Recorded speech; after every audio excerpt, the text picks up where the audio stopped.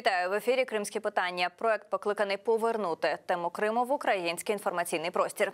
Наступні 52 хвилини у студії для вас працює Олеся Вакуленко. Говоримо ми про таке. Закріплення статусу кримських татар на законодавчому рівні. Що це означає? Які повноваження матимуть Меджліс та Курултай? І чи чекати нам змін до Конституції щодо статусу Криму?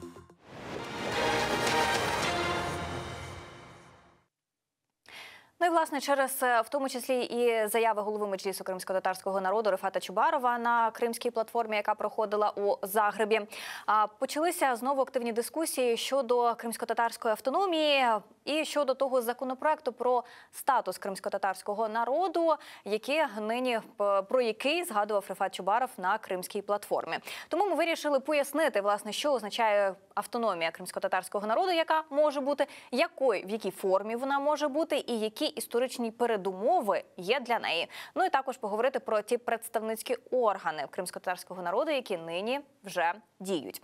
Ну і розпочати ми хочемо з історичної такої ретроспективи. Кандидат історичних наук, викладач Національного університету Києво-Могилянська академія Мартін Олександр Кислий вже є з нами на зв'язку. Вітаємо вас. Мої вітання, добрий день.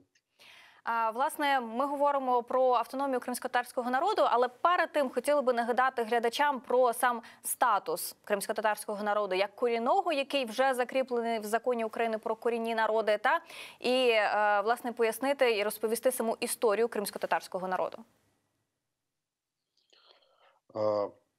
Власне, статус кримсько-татарського народу як корінного, він, вибачте за каламбур, він вкорінений в історію кримських татар. Бо це етнокультурна спільнота, яка утворилася, сформувалася і, на щастя, існує саме на сучасній території України. І разом із тим немає власної державності за межами України. Саме ці ознаки і роблять кримських татар корінним народом. Ну, якщо ми говоримо про історичні підстави для самовизначення у вигляді саме автономії, то якими вони є? Це певне відновлення історичної справедливості. Ця категорія історичної справедливості є трохи маніпулятивною, бо ми чудово розуміємо, що саме на історичну справедливість спираються наші опоненти в цьому питанні. І вони бачать історичну справедливість в світлі своїх завоювань, своїх здобутків. Я говорю про першу анексію Криму у 18 столітті. Тому завданням нашим, як науковців, так і української держави і кримських татар, є просто розірвати це порочне коло і надання кримським татарам статусу і кримсько-татарської автономії – це, власне, має бути дія деколоніального порядку.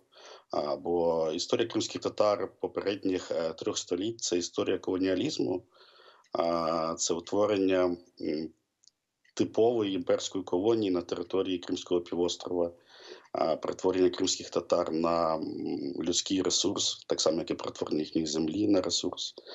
В цьому питанні Крим, він не дуже сильно відрізняється від інших типових колоніальних територій, як то Австралія, Нова Зеландія чи Північна Америка, ми маємо це розуміти. І, власне, становлення кримсько-татарської автономії може стати тією крапкою в усій цій історії дискримінації і утисків кримських татар. Тому, якщо ми говоримо про відновлення історичної справедливості в тих категоріях, які ми вбачаємо за потрібні, то так, ми повертаємо кримським татарам їхній голос, їхню суб'єктність, їхнє право на суверенітет.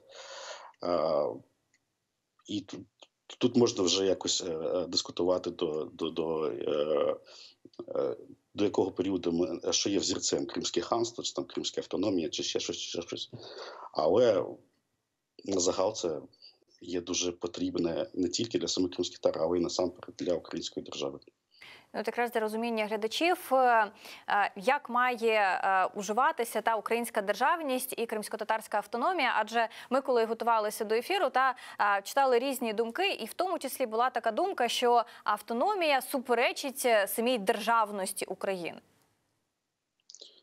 Ні, вона лише підсилює її. Вона робить українську державу не тільки сучасною і спроможною опікуватися не лише своїми потребами, але й потребами корінних народів, потребами громадян, потребами тих, хто зазнавав утисків. Але й це додає українській державі величезних ресурсів для власного саморозвитку. Тобто це дуже таке обмежене бачення вбачати лише якісь небезпеки.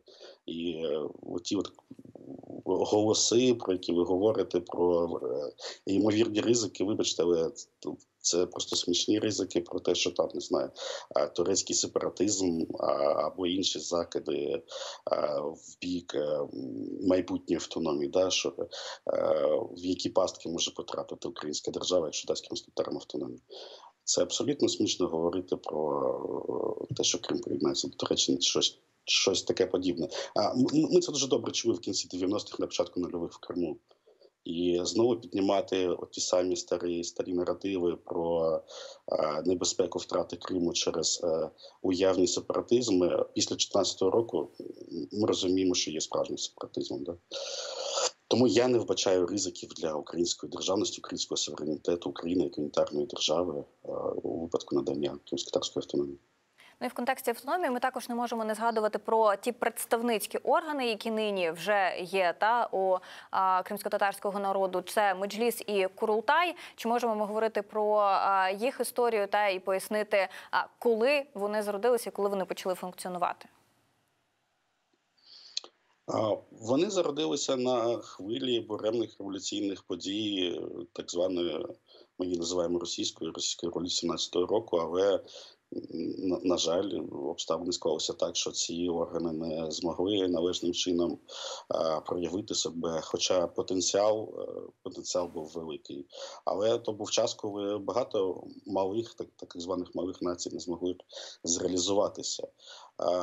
Певною мірою національний рух кримських татар, який повстав у вигнанні, він певною мірою повторює цю представницьку модель, бо, як ми знаємо, в національний рух було залучено велику кількість людей,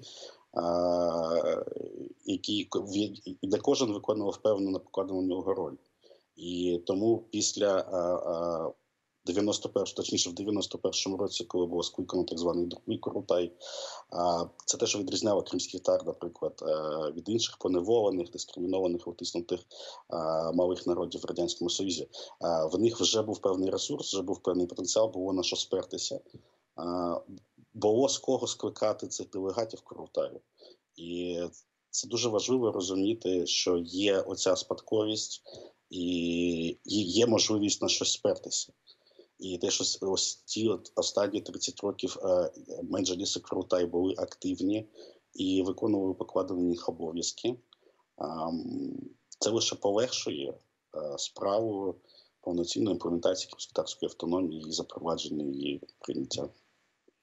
Ну і також ми не можемо не згадати про і інші корінні народи караїмів і кримчаків. Коли ми спілкувалися в цій студії з представниками цих народів, вони казали про те, що нині представницьких органів у них немає. Чи вони взагалі в історії були? І зараз чи ви розглядаєте, що є можливість, можливо, відродження або створення якихось вже нових органів? Це, власне, те, що я мав на увазі, коли відповідав на попереднє питання, що в кримських татар воно вже є. І воно створено не вчора. І тому, звичайно ж, зрозуміло, що в випадку кримчаків і караїмів такі самі органи мають створюватися. І зрозуміючи, що їхнє становище є, будемо відверто, набагато більш катастрофічним, ніж кримськотатарського народу. Вочевидь, українська держава, мабуть, за посередництвом кримськотатарської автономії, мають підтримувати ці народи належним чином, мають підтримувати представницькі органи, які будуть сформовані. Але там просто величезна кількість факторів і проблем, пов'язаних з формуванням цих представницьких органів, що наразі відповісти ствердно на це питання неймовірно важко. Ну, і також ви вже згадували про те, що нині це завдання і держави, і істориків, і щодо відновлення історичної справедливості, і, ну, як на мене, і щодо донесення до людей того, чому це є історична справедливість, і чого, власне, що цим зумовлене, і яка історичний бекграунд того всього. Якщо говорити нині, чи більше починають досліджувати і історію кримсько-татарського народу, і взагалі розповідати про неї? Бо я вам скажу відверто, коли я, наприклад, навчалася в школі, ми неймовірно мало знали про корінні народи, і в принципі нам ніхто не пояснював, що це, коли вони з'явилися і чому вони є корінними. Звичайно, є певні хвилі зацікавлення. Перша ця хвиля, вона була ще в 2014 році. Зараз можна спостерігати другу хвилю, як в Україні, так і на Заході. Але слід розуміти, що це радше можливість для науковців, які вже мають певні напрацювання, презентувати їх і ділитися їми з широким загалом. Бо в короткостроковій перспективі написати щось нове і сформулювати досить важко. Але запит є величезним, є величезною потреба, бо якщо говорити про панівні наративи, можу навести як приклад, є певна кількість досить якісних, об'єктивних, академічно вивірених наукових праць, написаних західними істориками, які торкаються питання Криму і кримських татар. І незважаючи на те, що ці роботи є надзвичайно дуже гарними, наприклад, говорячи про першу анексію Криму в 18 столітті, вони пишуть про мирне входження в склад Росії та цивілізаційну місію Російської імперії. Ми з вами розуміємо, що це просто бздури, і колонізація не може бути мирною апріорі. Тому так, ця власна місія, вона і має бути покладена насамперед на українських істориків, насамперед на кримськотатарських істориків. Має мова йти про формування, якщо не дослідницького інституту, присвяченого питання Криму і кримських татар, то принаймні, я не знаю, якогось наукового часопису, де під однією єдиною обкладинкою науковці мали можливість публікувати для широкого загалу свої роботи.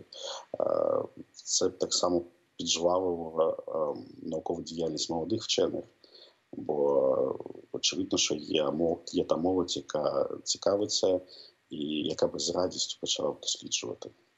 От ви згадували також про, частково про ті наративи, які Росія проштовхує, говорячи про Крим, про колонізацію, про російський Крим і так далі. І ви згадували про істориків, які не тільки українські, про це пишуть. Я згадала Кримську платформу, де говорили про міфи і про наративи, які розповсюджує Росія, до того розповсюджував Радянський Союз. Нині, якщо говорити про таку наукову спільноту, чи більше українцям українським історикам, доводиться і вдається доносити правду і перекривати те, що Росія роками розповідала, в тому числі і на цій науковій спільноті?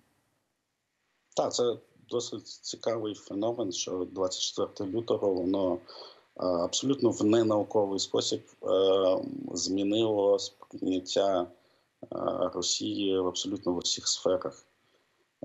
За останні півроку я неодноразово був учасником якихось наукових заходів, на яких західні науковці казали: будь ласка, вибачте нас, ми всі ці роки не розуміли, про що мова, тепер ми бачимо справжнє обличчя Росії і розуміємо, що все те, що було, це лише були маніпуляції і спроби сформувати російський історичний міф. Зрозуміло, що говорити про якусь єдність наукової спільноти в цьому питанні важко. Але, звичайно, суви є, і це неймовірно добре, і цьому треба сприяти і усіляко підтримувати. Будемо сподіватися, що так і буде. Дякуємо дуже за те, що долучилися до нашого ефіру. Я нагадаю, що з нами на зв'язку був кандидат історичних наук і викладач Національного університету Києво-Могилянська академія Мартін Олександр Кислий. І далі ми продовжимо тему вже з іншою спікеркою. Експертка Українського незалежного центру політичних досліджень Юлія Тищенко вже є з нами на зв'язку. Пані Юлія, вітаємо вас. Да, вітаю, доброго дня. Пані Юлія, ви писали про кримськотатарську автономію ще в 2016 році, тоді, коли була прийнята постанова, яка мала би почати процес розроблення і процеси зміни до Конституції. А якщо говорити вже зараз, коли повертаються до цієї теми, і, зокрема, в контексті закону про статус кримськотатарського народу, і для пояснення нашим глядачам, що взагалі буде означати кримськотатарська автономія?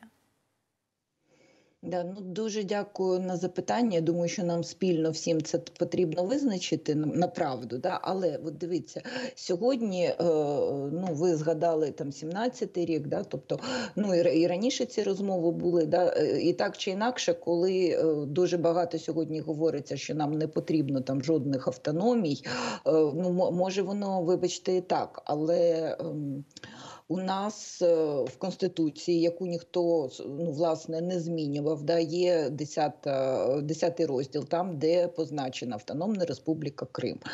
Питання, що є джерелом цієї автономії?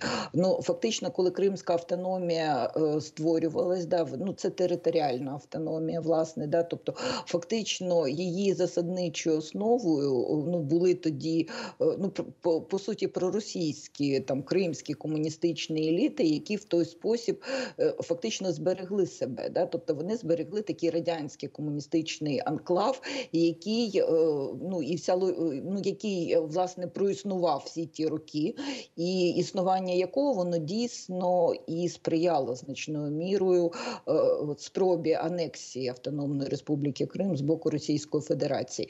І цікаво те, що вже після окупації Криму і спроби анексії дійсно в Україні почались дискусії стосовно конституційної реформи і зміни статусу автономії. Якщо автономія залишається, що є її джерелом? А джерелом може бути право корінного народу Криму, кримсько-татарського народу. Це одною Україною було це визнано, власне, що кримські татари – корінний народ. Офіційно це був 14-й рік. Це є право на самовизначення в рамках України. Направду, да? Тобто це національна автономія, там, де забезпечуються права корінного народу, але вони ж забезпечуються не за рахунок когось, вони забезпечуються спільно з різними національними етнічними групами, які проживали в Криму, які проживають в Криму, які будуть проживати, власне, в Криму і після деокупації. Але залишати все як є, власне, да, тобто мається на увазі цю територіальну автономію, фактично за таким проросійським принципом збудовано, це по меншій мірі величезний виклик. А в ті дискусії, які ведуться, що нам не потрібно жодних автономій, може воно і так, але не в Донецькій області, не в Луганській області в окремих районах, не в Херсонській області. У нас не було ніяких автономій. І тим не менше ми бачимо ОРДЛО, окремі райони Донецької, Луганської області, і фактично окупацію і знову ж таки спробу анексії з боку Російської Федерації цих українських територій. Тобто з огляду на позицію Росії, з огляду на її, в принципі, вже доволі зримі, тобто там можна бачити всі ці схеми, як це відбувається. Чи записана в Україні ця автономія, це не записано, це не впливає на позицію Російської Федерації, направду, якщо вона проводить свою політику. Але Україні дійсно потрібно історично визначитись стосовно кримської автономії і, скажімо, її джерела, що її формує. Бо, певною мірою нонсенс, коли в унітарній країні існує саме територіальна автономія.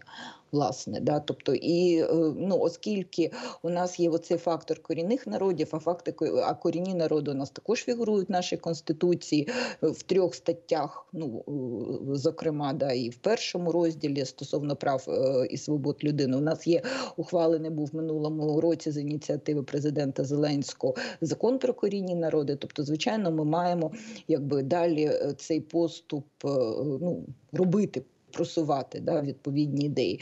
Ви згадали закон про статус кримськотатарського народу.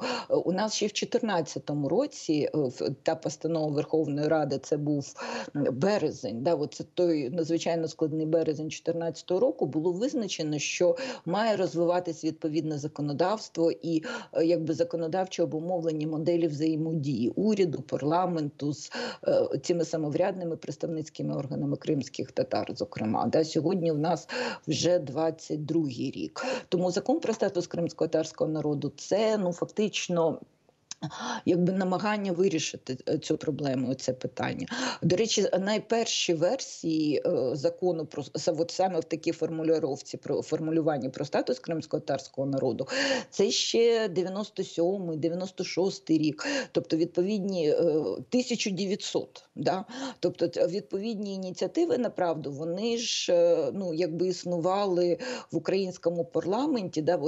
Бажання внести якби всю цю ясність, весь цей дизайн, щоб не було певних недомовок, була прозорість і певне якби просування цього визначеного законодавчого діалогу, спілкування, взаємної відповідальності. Да? Тобто це дуже давня ідея.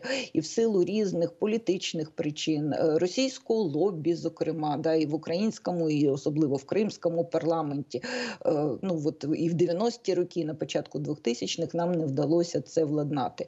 Мені здається, що зараз у нас є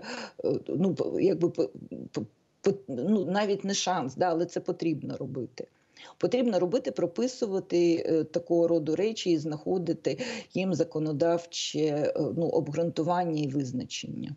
Якщо говорити про саму автономію, чи ми можемо навести якісь приклади для розуміння наших глядачів, чи є схожі якісь автономії в, наприклад, європейських країнах, чи ми можемо провести якісь паралелі для того, аби дати зрозуміти, що вони можуть існувати та не наражаючи на небезпеку державність або не створюючи якісь там те, про що спекулює в тому числі, коли говорять про сепаратистські якісь настрої, якщо була би автономія?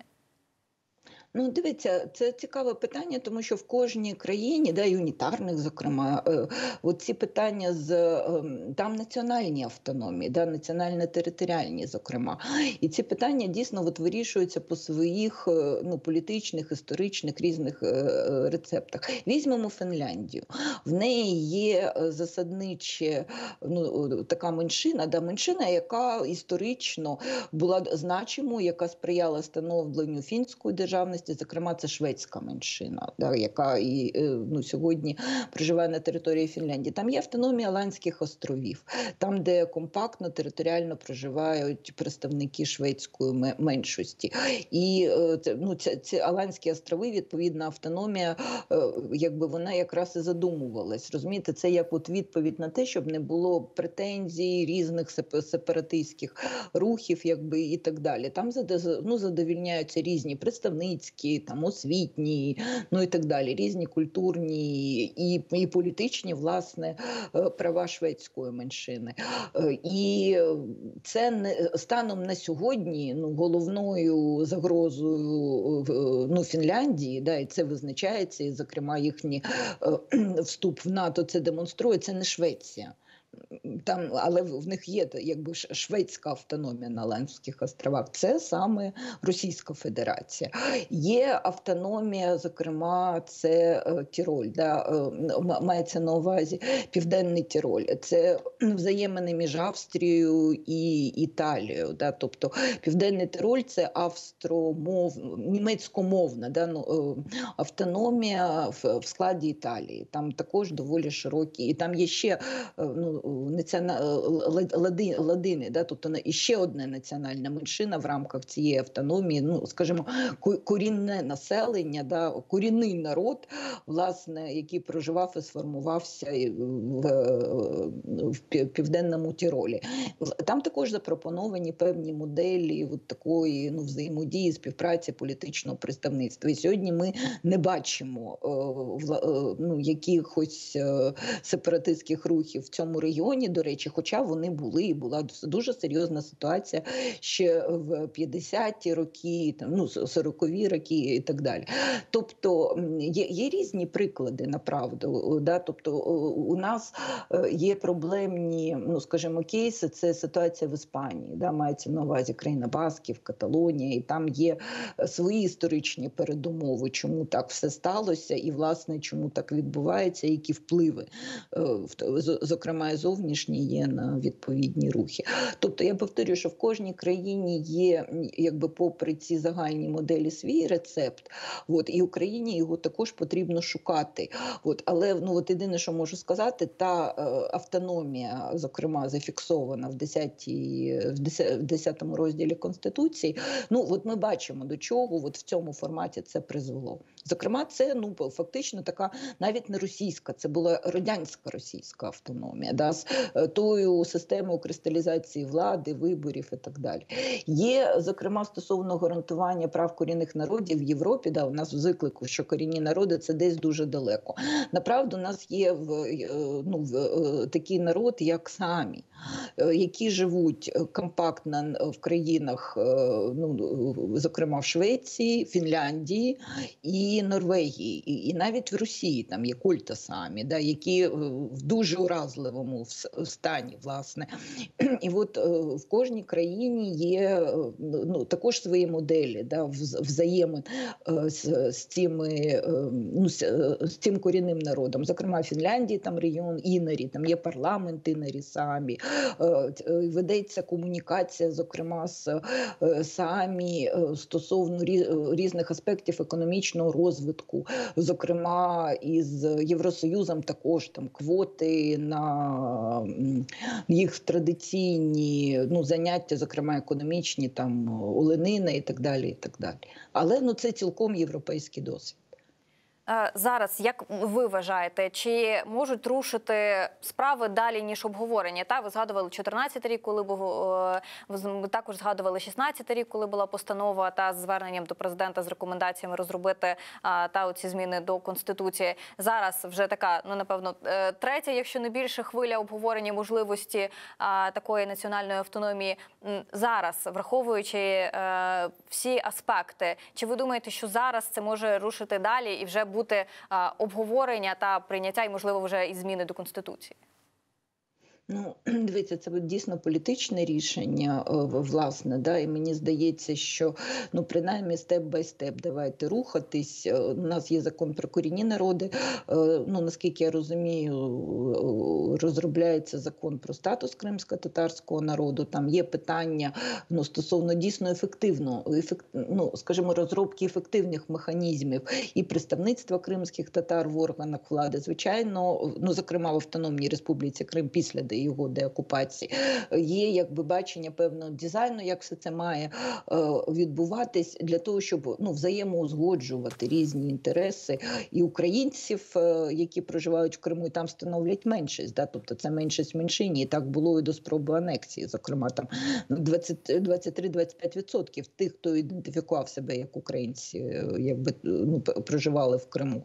Тобто, звичайно, оцей закон про статус, в ідеалі він би мав враховувати і включати в себе в тому числі певні аспекти питань змін до Конституції. От. Але, ну, якби подивимося на зараз, ну, війна, воєнний час, ну, якби це має бути політичне рішення парламенту і бачення цього загального дизайну організації влади в Криму після там потенційної деокупації. Ну і до цього також це, ну, складні питання. Чому? Тому що у нас мають бути відповіді і на виклики щодо люстрації, амністії, колаборації, щодо тих викликів і взагалі військових злочинів Росії в Криму, як заміщення населення, да, скільки росіян туди було завезено і що там, якби, відбувалося по витісненню і, ну, фактично неоколонізації Криму з боку росіян. Тобто ці всі складові дійсно, ну, якби, потрібно включати. Єдине, оця спроба зміни засад, да, тобто джерела автономії, вона має бути от в цьому загальній візії, в загальному дизайні стосовно того, що буде в Криму після, власне, його деокупації, як ми це бачимо, і як ми враховуємо всі ті надзвичайно якби складні інтереси, питання, які ми сьогодні маємо стосовно безпечної реінтеграції потенційної Кримського півострову. За вашими враженнями, як за цей час, давайте умовно візьмемо з 14-16 року, як змінювалася думка українців? Чи є нині сприйняття і розуміння потрібності такої автономії? І чи більше зараз українців, умовно кажучи, вони готові підтримати таке рішення? Дивіться, мені здається, що у нас в українському суспільстві політики, попри різні заяви, не вели ще доволі таки ґрунтовну, серйозну розмову з українським суспільством в цілому. Але ще в 15-му, 16-му, в інших роках різні соціологічні дослідження, ще довоєнні, вони демонстрували, що українці, вони дійсно вважають Крим Україною, що вони абсолютно підтримують забезпечення прав кримських татар, були окремі такі соціологічні виміри. Мається на увазі і розвиток мови, освіти, культури, медіа, тобто всіх тих складових, які і дає, власне, можливість автономного такого розвитку, забезпечення прав кримських татар як корінного народу. Тобто, загальна ця активність, вона дійсно користувалася підтримкою. Після 2014 року українці більш значною мірою більш комплементарно, позитивно стали ставитись до кримських татар, чого не в Україні, чого раніше не спостерігалось, тому що в тій мірі, тому що всі ті міфи сталінські, радянські, російські, вони дуже активно просувались. Вони і зараз просуваються, направду. Цю гібридні впливи інформаційні з боку Росії, попри реальну війну, ніхто не відміняв. Тобто ми тут бачимо дуже різні наративи, які нам забрасуються, які мають на меті розколоти цю єдність в нашому сприйнятті. Але ця серйозна розмова про дійсно потребу змін того дизайну, який призвів, ми всі бачимо до чого. Ще в 2014 році, бо війна почалась фактично з 20 лютого 2014 року, мається на увазі окупація, спроба анексії Криму. Тому, скажімо так, нам не потрібно множити ці міфи, страхи і певною мірою російські наративи, власне. Але потрібно ще, окрім всього, дійсно розмова на політичному рівні, на суспільному рівні, на громадському рівні, для того, щоб позбутися тих різних стереотипів, які нам забрасуються. І зверніть увагу, Росія дуже боїться цих питань. В минулому році, коли Україна ухвалила закон про корінні народи, вони назвали, зокрема, цей російський Керманич, цей закон, водородні бомби, щось таке. Тобто вони реально бояться просування цих питань, зміни статусу автономії, апеляції українців до міжнародного права, зокрема, до забезпечення прав корінних народів в Україні. Чому? Тому що це ж суперечить їхньому загальному міфу про те, що Крим був спочатку антично-грецьким, а потім одразу російським. І нічого в Криму, значить, крім росіян, не було. Тобто це підриває основи їхньої цієї історико-політичної міфологізації, і, зокрема, і кримського консенсусу. А Україна має дійсно тут просувати свої інтереси, свій наратив і працювати і з політиками, і з суспільством. І ще раз повторюю цю тезу. Наявність чи відсутність автономій, вона не вплинула кардинально на те, що Росія розв'язала війну. Знову ж таки, подивіться на окремі райони Донецької і Луганської області. Дякую вам дуже за Тут ще пояснення. питання, до речі, цікаве щодо статусу Севастополя. Він у нас також є. У нас же є севастопольський народ, скажімо так. Там є окремий статус в українській конституції територіальна. Тобто це все має бути. А право от на цей особливий статус – це виключно інтереси Росії, бо там базувався флот, да, такий анклав в Україні. І, до речі, який сприяв потім у цій військовому загарбанню півострова. Дякую вам дуже за пояснення, за те, що Прошу. долучилися до нашого ефіру. Я нагадаю, що з нами на зв'язку була експертка Українського незалежного центру політичних досліджень Юлія Тіщенко. Ну і перед тим, як говорити про самі зміни до Конституції і про статус корінного народу кримсько-татарського, пропоную матеріал про те, що таке меджліс і курултай. Меджліс кримсько-татарського народу – це виконавчий та представницький орган. В багатьох країнах меджлісом називають парламент. Втім, у кримських татар меджліс більше схоже на кабінет міністрів. А от аналог парламенту у кримських татар носить назву курултай. Це національний з'їзд, на якому ухвалюють рішення з усіх важливих питань – суспільно-політичної, економічної, культурної та інших сфер життя. Делегатів курултаю обирають раз на 5 років. Втім, повноваження останнього курултаю у 2018-му продовжили через неможливість провести вибори у зв'язку з тимчасовою окупацією Криму. Перший курултай кримських татар провели у 1917-му. Тоді оголосили Кримську Народну Республіку, створили і перший меджліс та затвердили національні символи кримських татар – прапор та герб тамгу. Другий курултай відбувся у 1991 році, вже після повернення кримських татар з місць депортації до Криму. Тоді ще відновив свою діяльність меджліс кримсько-татарського народу у його сучасному вигляді. Нагадаю, меджліс – це уряд кримських татар, який комунікує з органами державної влади від імені народу. Очільником меджлісу тоді обрали Мустафу Джемілєва. Він представляв інтереси кримських татар понад 20 років, аж до 2013-го. Тоді новим головою меджлісу обрали його заступника Рефата Чубарова, тоді ж переобрали і членів меджлісу. Загалом структура меджлісу нині така. Голова та 32 члени меджлісу, 5 з них є заступниками голови. Крім того, у кожного місці проживання кримських татар в Україні обирають регіональні та місцеві меджліси. У 2013-му меджліс підтримав Євромайдан, а на початку окупації закликав чинити спротив росіянам. На будівлі меджлісу в Криму майорів український прапор. Після окупації росіяни почали переслідувати кримських татар, фабрикувати проти них кримінальні справи. Меджліс в окупованому Росією Криму заборонили в 2016-му, визнавши його екстремістською організацією, а голові Рефату Чубарову заборонили в'їзд до Криму на 5 років. Нині меджліс працює з Києва.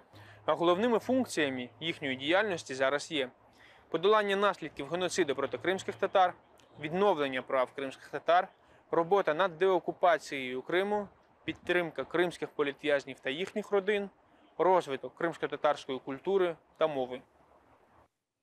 Більше про автономію і про новий законопроект, який готується, ми поговоримо з українським і кримськотатарським громадським і політичним діячем, членом робочої групи Конституційної комісії з підготовки пропозицій щодо зміни у розділ 10 Конституції України. Арсен Жумаділов з нами вже є на зв'язку. Вітаю вас. Доброго дня. Ну, власне, повернулися до теми обговорення кримсько-татарської автономії, в тому числі і після заяви Рефата Чубарова, що зараз готується законопроект про статус кримсько-татарського народу, а вже після нього, за словами Чубарова, можна буде повертатися та й розглядати інші аспекти, в тому числі автономію.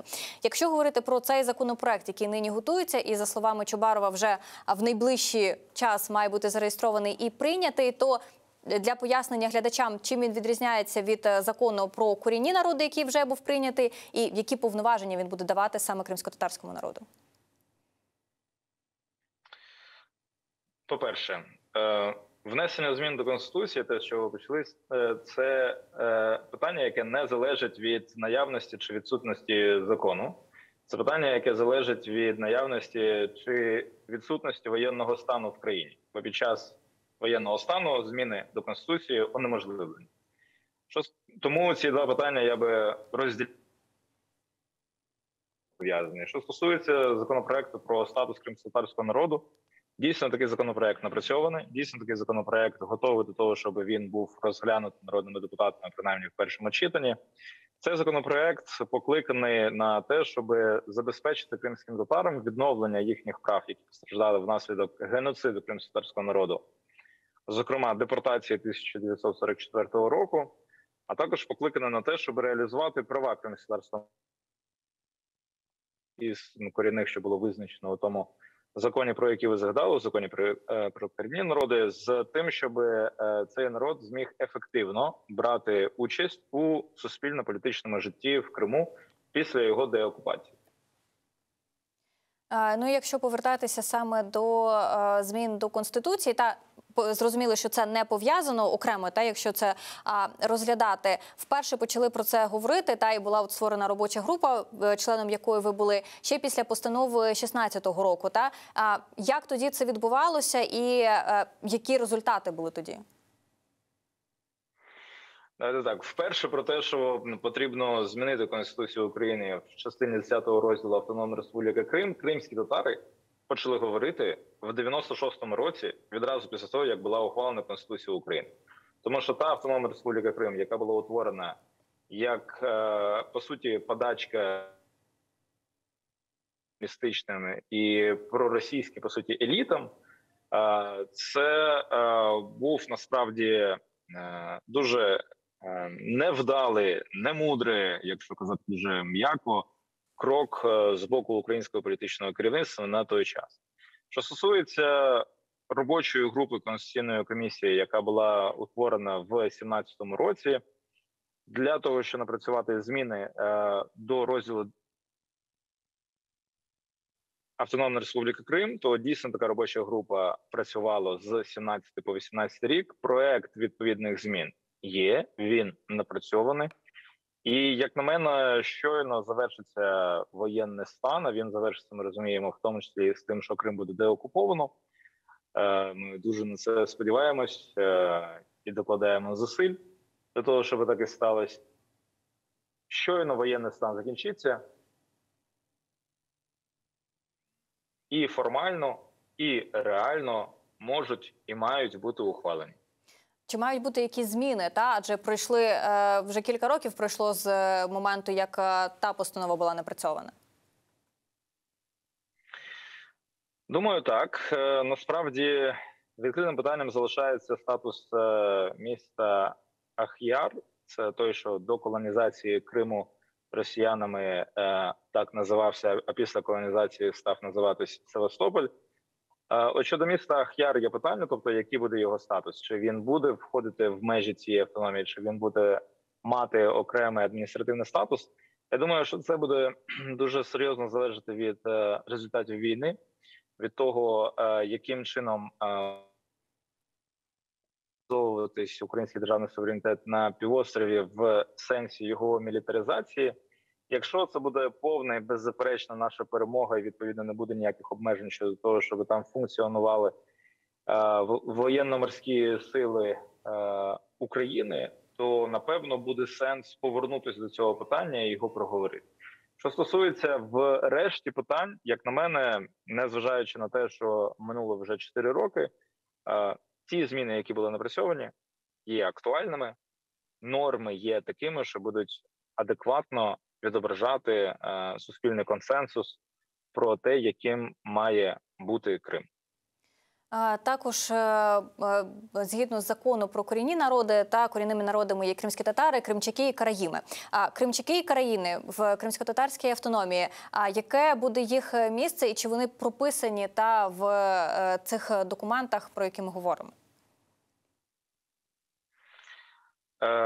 Про те, яке місце мають мати кримчаки та караїми в тих чи інших політико-правових моделях, мають говорити кримчаки і мають говорити, відповідно, караїми.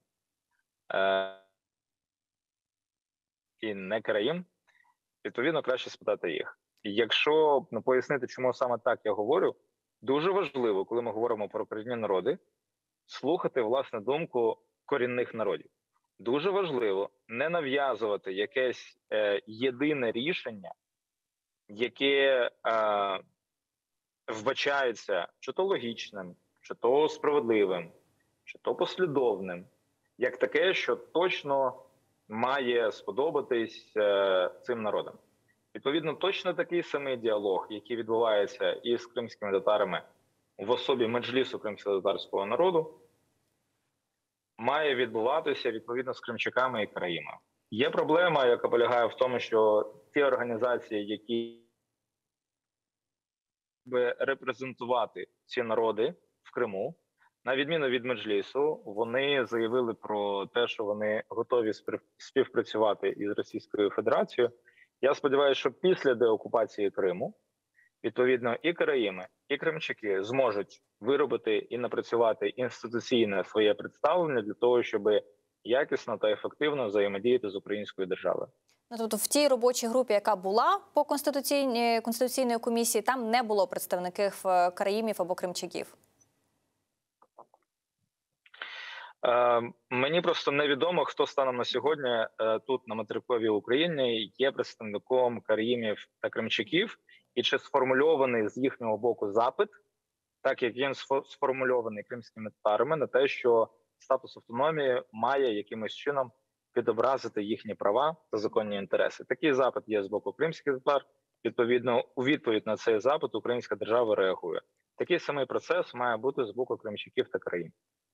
Також, якщо говорити про те, як сприймають українці та можливість кримськотатарської автономії, на вашу думку, що і як має зараз робити і уряд, та і представницькі органи кримськотатарського народу, та аби пояснити українцям, та власне, як буде виглядати автономія, що вона буде собою нести, аби люди прийняли та і погодилися на саме створення кримськотатарської автономії?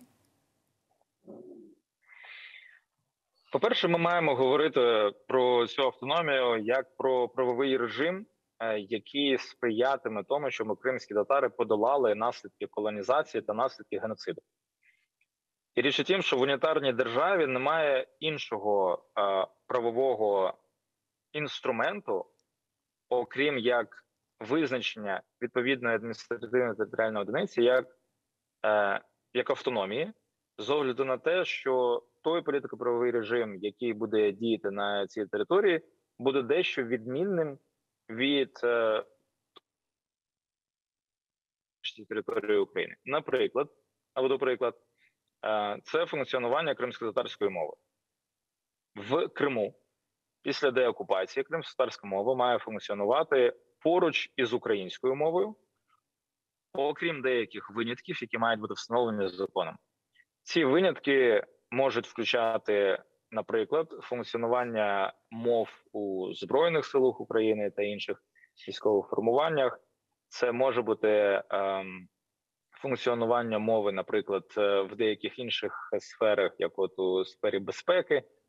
Що стосується всіх інших публічних сфер, кримськотатарська мова має функціонувати поруч із українською, яка є, як ми знаємо, державною мовою, і гарантії закону. Так само в Криму будуть діяти дещо відмінні інструменти, які будуть покликані на те, щоб забезпечити ефективне представництво кримських татар у регіональних владних органах. Відповідно, це буде порядок, який буде відмінний від того порядку, який діє на решті території України. І ми розуміємо, що для того, щоб цей порядок був зреалізований, має бути відповідно правовий режим. І знову ж таки, через усі ці відмінності ми говоримо про те, що Крим не може бути просто областю, він має бути автономією із виписаними цими особливостями. Ця автономія, її характер, він автономії, до яких ми звикли, зокрема від тієї автономії, яка діяла до 2014 року і формально діє зараз. Ота автономія була адміністративна за своєю суттю. Що таке адміністративна автономія? Це автономія, яка вимагає більших повноважень від центру для того, щоб мати якусь ширшу сферу впливу, сферу прийняття рішень на регіональному рівні.